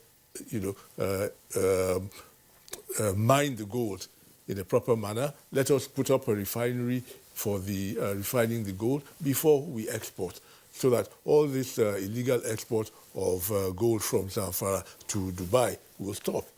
You Dubai people come and invest in it, and you get it in a legal manner and at the proper price. So those are the kind of things that we do. Like I said, the federal government markets on behalf of the state governments. In our pavilion at the Expo, we have a big screen, right, with a map of Nigeria on it. You put your hand on any state you want there. It will show you all the minerals, all the investment potentials of that state. In fact, when we took Mr. President around, I pressed Katsina State. Katsina State came on the screen. All the investment potentials of Katsina came on the screen, right? The sectoral advantages of Katsina came on the screen. And one thing that we're doing in my ministry, I've set up a body. They're looking into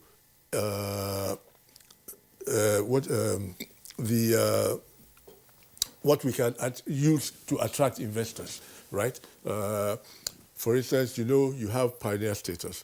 But we're saying in some areas of pioneer status, many of the things are no longer pioneer. However, we believe that, like other African countries, so that we can be key into the competitive advantages that we have, right? We have to give some form of incentives to people who want to invest in Nigeria. So we're looking at the whole country. There are some areas that are hard areas. For instance, if anybody wants to invest in Bornu today, you think that the person is mad because of the security problems there. However, there may be some minerals in Bornu State that are of attractiveness to some investors. So we're trying to put together a package to say that if you are investing in certain areas, the incentive that you get here will be more than the incentive that you will get if you are investing in Lagos. Yeah. We're putting that together as well. So there's a lot that we're doing to attract these investments with a view to seeing to it that we get as much as possible so that, because the key thing, and Mr. President harps on it all the time, unemployment of the youth. Unemployment of the youth. So we're trying to, and we believe that with manufacturing, we can assist with youth employment. Manufacturing, agriculture, those are areas that will assist with the unemployment problem. So we are doing a lot in that regard. All right, gentlemen, so we're going to take a short break now. After that, I would like you also to speak on other areas concerning the subnationals in terms of governors who may not be elected under the same platform of the ruling party, who may have their own development goals and programs. Some of them even travel abroad to make their own, to establish their own development strategies with foreign partners and what have you. We shall begin to perhaps find out the nexus between what federal government is doing and what they're doing. All right, now let's take a short break. We'll be back very shortly. Everybody knows the secret to good cooking is that special ingredient. The mothers know it, but does this new generation know it? Let's find out. Mothers, daughters, are you ready? Yes! Let the cooking begin. Erisco tomato paste. Now we get home, now we get love, now we get children. With a spice the world, with a meal so great and so healthy. You know we've got your back. Oh, with Erisco, Ridico, Nagico. Ladies and gentlemen, food is ready. Food of love. Tomato paste.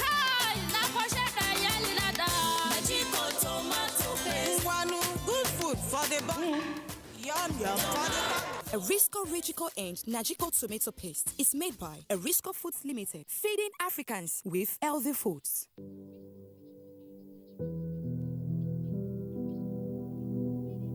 Well, the housing solution we have developed is a multifaceted one. First, we have tried to lead a program to build what we think will be an acceptable and hopefully affordable housing type based on surveys we did in 2015-2016 and construction that started in 2017. And that's going on in 34 states as the National Housing Program. This message is from the Federal Ministry of Information and Culture.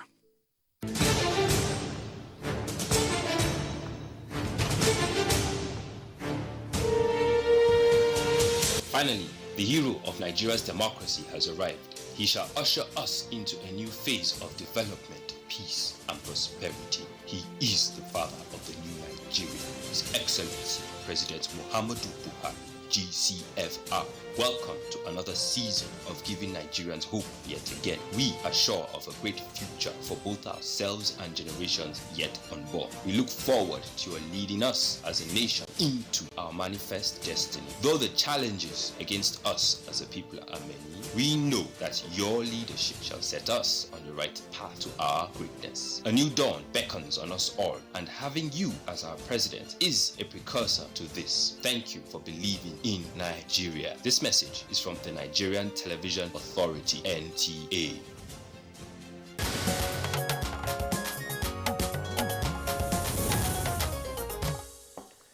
Well, we thank you for staying with us on Good Morning Nigeria. Before we went on break, the Honorable Minister spoke on, carrying the state governments along when the federal government is out there marketing Nigeria. And I raised one point which has to do with the fact that some governors, because they are chief executives of the state, may not buy into what federal government is doing. We'd like the Honorable Minister to elaborate more on this. So the question is, what is the nexus between the development strategy of state governors and what the federal government is doing with respect to marketing Nigeria abroad?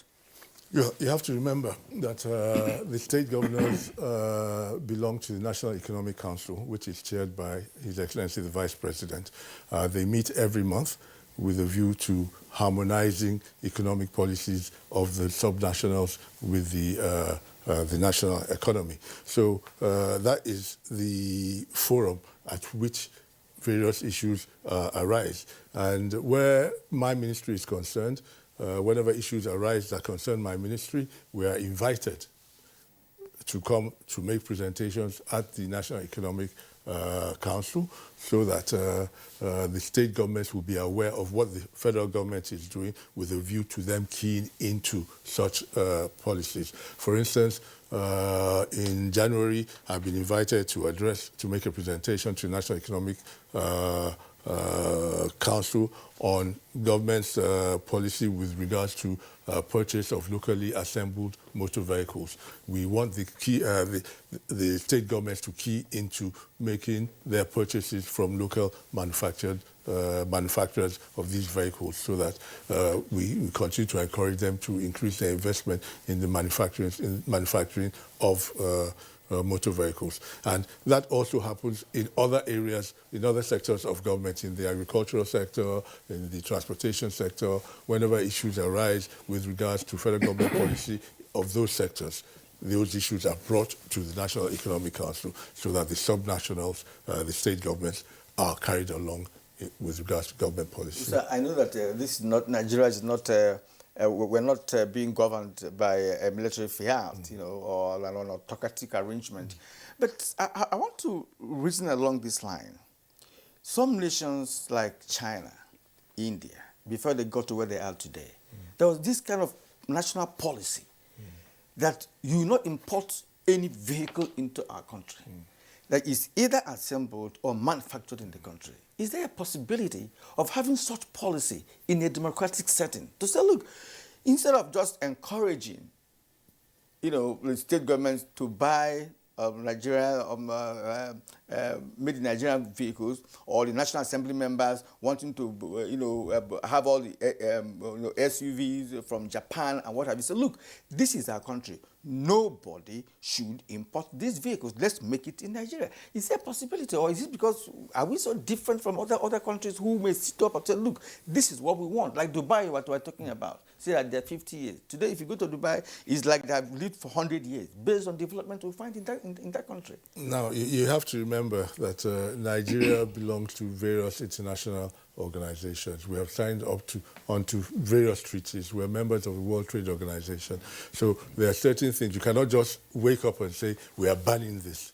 No, it's not possible. But what you try to do, you try to create an avenue for your local manufacturers to have an advantage over the imported goods. And that is basically what we're doing.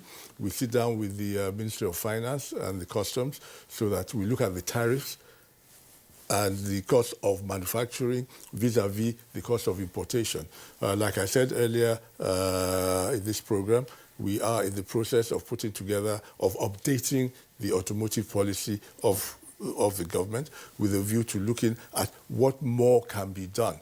I've been attending various meetings. I've attended meetings of the AAAM, which is the Automotive Association, World Automotive Association, which has membership of the various original equipment manufacturers of motor vehicles. We are looking at how they can come and invest in CKD manufacturing in Nigeria. In Dubai, that I've just come from, I held meetings with a couple of companies who are interested in coming to set up. One wants to do batteries, wants to manufacture batteries in Nigeria. Another one wants to manufacture, I think, plastic components for motor vehicles. So there's a lot of interest in this direction, and that is why we're working very, very fast and very, very hard to put this auto policy in place, because it is that auto policy that will give the direction. Before anybody invests in a country, they want to be sure that their investment is safe. They want to know that there is a government policy that will protect their investment. They don't want to bring money, start something, and then next year the government changes, and then they change the law, and then their investment is gone. So we need to have in place all these proper policies. Once that policy is approved, we take it to the Federal Executive Council for approval. Then we send it to the National Assembly. It becomes the law. Once it becomes the law, it gives confidence to the original equipment manufacturers. And we are in discussions with them. They are working with us in putting the policy together so that not only will it be a policy for a country, it will also be a policy that will be attractive to the investors as well. I'm quite pleased to hear that at least there's been some talk with investors who are interested in setting up for the manufacture of batteries. Yeah. It's a point that I've raised on Good Morning Nigeria. We have over 10 million vehicles on Nigerian roads, and I asked the question, how many of those batteries being used by these vehicles are manufactured in Nigeria? We used to have Berek in Kaduna and in Lagos, that's at Isolo there. But the other leg of it will also be tires. Are we having manufacturers who are interested in coming back to Nigeria? Some of the best rubber you can get in the world, you find them here in Nigeria. And we used to have Ribue tires in Benin, Odutola tires, Michelin, and Dunlop before they all left. So if you look at all the wheels that we all use, or what Nigerians formerly refer to as tires, where are the tires manufactured? Throughout the civil war of Liberia, Firestone or Britain, I'm not sure which of them, they didn't depart from that country. So are we getting investors to those disaggregated areas? The same thing you can also ask about the power sector. Is it power? Are they coming as Gencos or as Discos? We know that one of the major challenges that we have in our power value chain today is with the Discos. The Discos are not showing enough capacity to perform the functions that they have under the law. So are we getting investors who are saying, look, okay, we want to have a break in there by way of equity investment and the technical expertise? We also have a major issue with our refinery. That's the downstream sector. I mean, a lot of meal is being made about Dangote. I do hope that things will work out, but everybody can see that if we had many more refineries, it will work out. It's not as if existing refineries are being closed down elsewhere in the world on account of climate change. So are we thinking about getting those investors for that area? Cotton, textile, and the garment industry are also in search of investors. So, Honorable Minister, these are some of the areas where employment can easily be generated. Are we getting potential investors attracted to these other subsectors that may not be as popular? All these areas are areas that are at the top of our priority list in our ministry. It's all to do with backward integration, and that is the top priority of our ministry. Cotton to textile, we are working assiduously on that. We are doing a lot in terms of the cotton belt of Nigeria is that Katsina area. It's an area that we are showing a lot of interest in. We are in discussions with the African Development Bank to set up special agro-processing zones all over the country, right? We're waiting. I think the proposal is going to their board at the next board meeting. We are hopeful that the board of the bank will approve it. Once it is approved, we will start to make progress. So these are areas where we are not sleeping. I don't want Nigerians. Otherwise, you won't be here with us this month. I want Nigerians to have that confidence that we are working, and we are going to make sure that by the time this administration is handing over, it will hand over with something substantial to show Nigerians. We are working in that direction. You talk about battery manufacturing. I was at I think it was the Lagos International Trade Fair last month, November. And there's a local manufacturer of batteries already producing here. Where's that, please? I don't know. I was introduced to them at the trade fair. And I actually gave them my card, and they're going to come and see. They're going to come and see me for us to discuss how we can assist them to improve and increase their production. So these are, we're looking at. But we need many more of such manufacturing firms, I believe. My visit to the IATF in Durban, the trade fair in Durban that was financed by Afro-Exim Bank, we met with component manufacturers there who are also looking forward to coming to manufacture in Nigeria. We're in talks with Dunlop. We're in talks with Michelin. We are trying to get all these people to come back, and they are beginning to show that interest. They're beginning to some show of the that interest. big names Because that we have in the tire industry, Pirelli, you know, those Bridgestone, Firestone. Let them come and then they will get it. You know, Honorable Minister, I mean, you see, Kira, we're just, because this is also interesting. Anybody who knows the value chain of rubber, for instance, I mean, rubber trees are grown in the rainforest belt, and the number of hands that you can employ to tap the rubber, and then the latex that you get from it, the lob, as it is normally called, or the lumps, and then you pointed out earlier that I was a state governor, right? My state, in conjunction with Ondo State, owned rubber plantations in the old Ondo State. So I am aware of all these things. So we are doing everything possible. We're encouraging the state governments to, to look in that direction. The rubber that we're producing is beginning to increase again. Okay. You know, so there's a lot that is going on. It may be, it's what I akin to a silent revolution.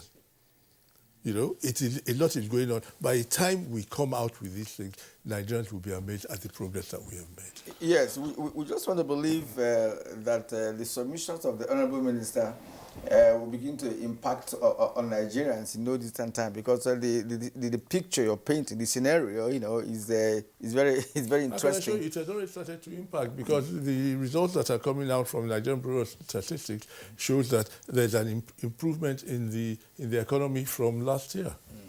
All right, gentlemen, let me just pose this not necessarily a question, but an ideology, so to speak. You know, we are not talking about Dubai Business Forum that we just attended. Expo. Is it the Expo rather? Is it possible for Nigeria as a nation to organize such a global event, to bring in 190 countries into Nigeria for this kind of event, for them to even see by themselves, for them to appreciate us much, much better than just marketing ourselves abroad with some pictorials and some information and what have you? Is it possible to do that before the expiration of this administration, for us to attract the world to Nigeria? Can it work out, Honorable Minister? They say a journey of 1,000 miles starts with one step. I believe that before the end of this administration, it would be almost impossible to hold an expo of that scale because of the lack of infrastructural facilities. This administration, when it came in, met a major deficit of infrastructural facilities, and a lot has been going on to improve the infrastructure of this country. And it is as a result of that improvement in the infrastructure of this country that, for instance, next year we will be able to hold the UN World Tourism Organizational Regional Conference in Nigeria. Nigeria has been approved for that conference.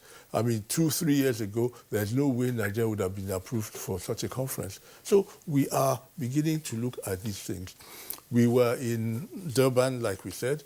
We had a discussion with Mr. President, and you know, a few of the ministers and the officials that were there with Mr. President, we discussed it, that it would be good for Nigeria also to be able to host such a program. And Mr. President says, go and look at it and see what needs to be done for us to be able to host such a thing. So we are thinking of these things as well. You know, sometimes when people talk, it's as if those of us who work for government are not Nigerians as well. We are all Nigerians. We all have the love of our country. We all want our country to progress. We all want our country to be #1 in the world. And those of us who have the opportunity to work towards this will continue to work towards this to try to see to it that we attain this. We are lucky we have a president who believes a lot in this country, and he's working hard, and he gives that leadership to those of us who work with him to see to it that we do our best to make sure that we make Nigeria the best it can be.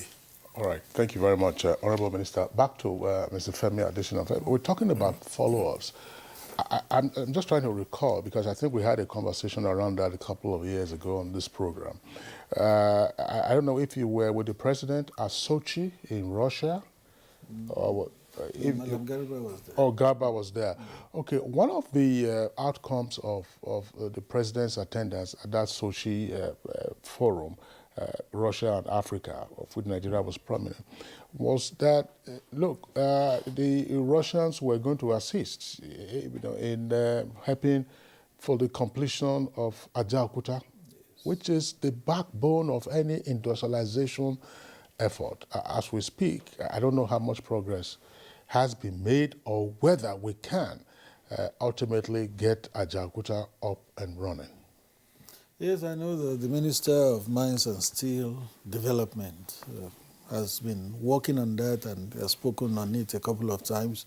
I know that there are efforts in that direction, but the minister will be in a better position to tell us what exactly is happening. To address yes. that. Yes. But let me refer to one thing I've got from you this morning, which I'm holding in my left palm. Namely?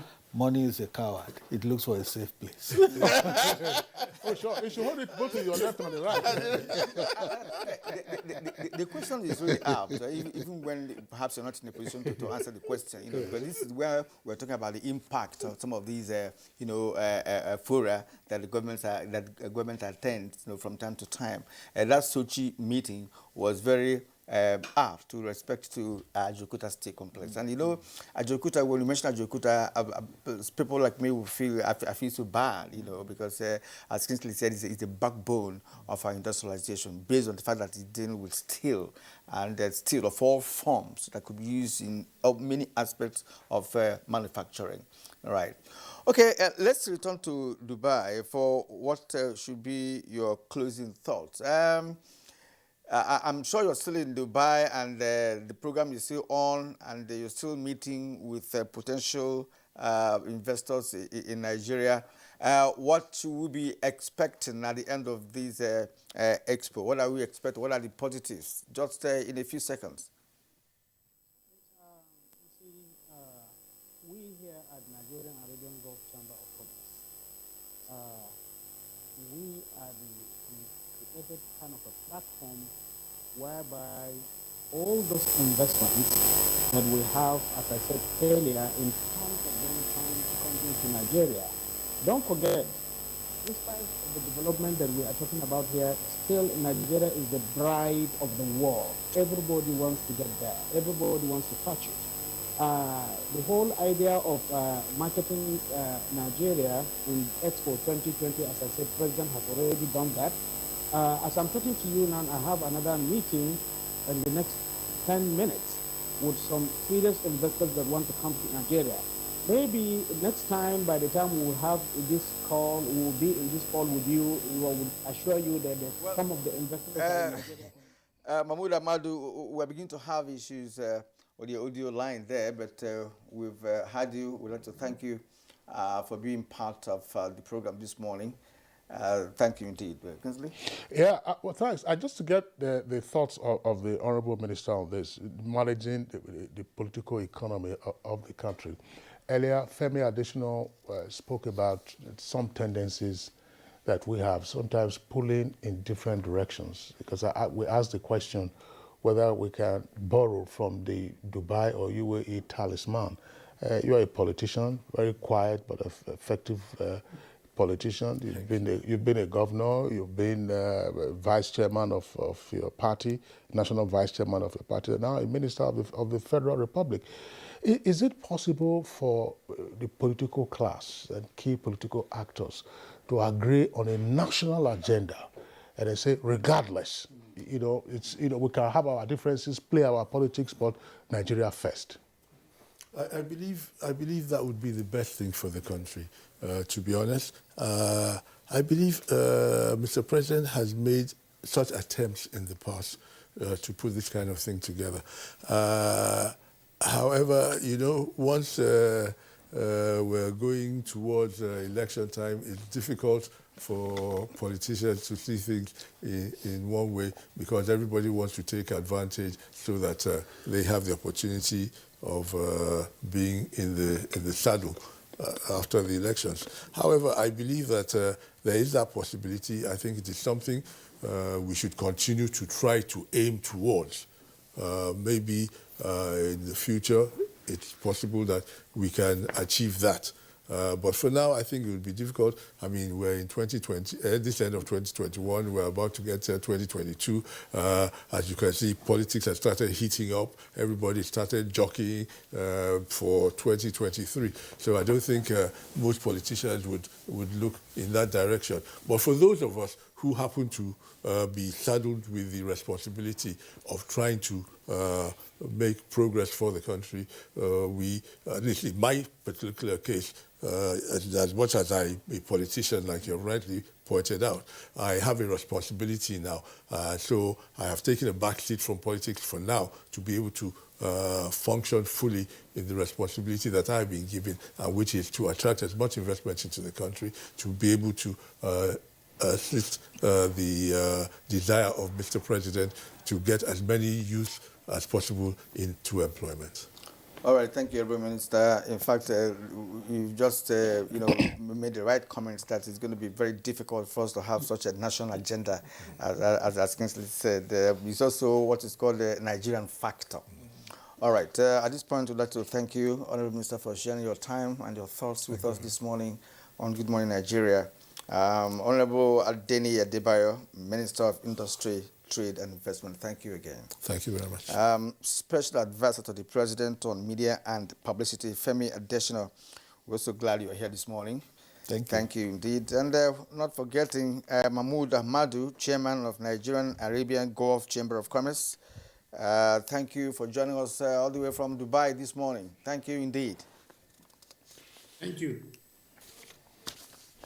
All right, so that's it for us on Good Morning Nigeria today. Deep thanks for tuning in. We hope you enjoyed the program. Tomorrow is another day. Join us same time, 7 o'clock in the morning. Until then, look after yourselves. I'm Kingsley Osadolo. And I am Kirian Umayo. Do have a great day.